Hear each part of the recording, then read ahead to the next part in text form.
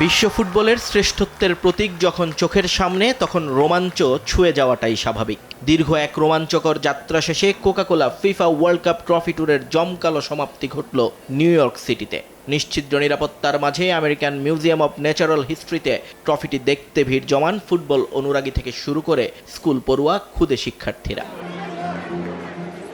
আর এই সমাপনী আয়োজনে বিশেষ আকর্ষণ হয়ে এসেছিলেন 2014 সালে ব্রাজিলের মাটিতে জার্মানির হয়ে বিশ্বকাপ উঁচিয়ে ধরা কিংবদন্তি মিডফিল্ডার বাস্তিয়ান শোনস্টেইগার। যে ট্রফি ছোঁয়ার অধিকার সবার থাকে না, সেই পরম আরাধ্য ট্রফিটা আবারও নিজের হাতে নিয়ে যেন স্মৃতিকাতর হয়ে পড়লেন সাবেক এই বায়ার্ন মিউনিখ তারকা।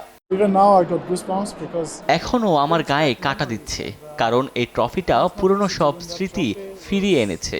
এটা জেতা মোটেও সহজ কোনো কাজ নয়। প্রতি 4 বছর পর পর এই সুযোগ আসে।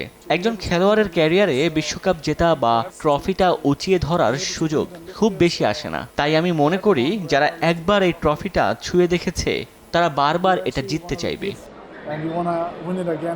Savoy Disco. Indulgence redefined. 2019 সালে শিকাগো ফায়ারের হয়ে বুটজোড়া তুলে রাখা শোনস্টেইগার দীর্ঘ 3 বছর কাটিয়েছেন এই যুক্তরাষ্ট্রে। তাই খুব ভালো করেই জানেন উত্তর আমেরিকায় ফুটবল নিয়ে মানুষের আগ্রহটা ঠিক কতটা তীব্র। তার মতে আসন্ন এই টুর্নামেন্টে পুরো অঞ্চলের ফুটবলের চিত্রটাই বদলে যাবে। ভীষণ চমৎকার একটি টুর্নামেন্ট হতে যাচ্ছে। সবাই দারুণ উত্তেজিত। আমি 3 বছর শিকাগোতে ছিলাম, তাই আমি জানি এ ধরনের আসর যুক্তরাষ্ট্রের মানুষের জন্য কি অর্থ বহন করে। আমি নিজেই এই যাত্রার অংশ হতে মুখিয়ে আছি।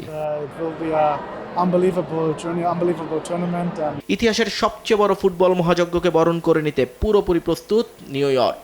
যৌথ আয়োজক হিসেবে এই শহরের পাশাপাশি নিউ জার্সি ভেন্যুতে ফাইনাল সহ মোট 8টি ম্যাচ অনুষ্ঠিত হবে। তাই এই আয়োজন কেবল খেলা নয়, বিশ্বমঞ্চে শ্রেষ্ঠত্বের গল্প লিখবে বলে বিশ্বাস মামদানির। বিশ্বজুড়ে 100 কোটিরও বেশি মানুষ এই টুর্নামেন্ট দেখবে। আর যখন এই ট্রফিটি শূন্যে তুলে ধরা হবে, তখন তারা এমন কিছু দেখবে যা এই পৃথিবীতে খুব বিরল। এমন কিছু যা অর্জনের জন্য ফুটবলাররা তার পুরো জীবন বিলিয়ে দেয়। অন্তত সেই সংক্ষিপ্ত ক্ষণস্থায়ী মুহূর্তের জন্য হলেও তারা সত্যিকারের শ্রেষ্ঠত্বকে দেখতে পাবে। ফিফার ট্রফি ট্যুর শেষ, এবার 13 জনের মাঠের লড়াইয়ে মেতে ওঠার অপেক্ষা। নিয়ন মোহাইমেন, সময় সংবাদ।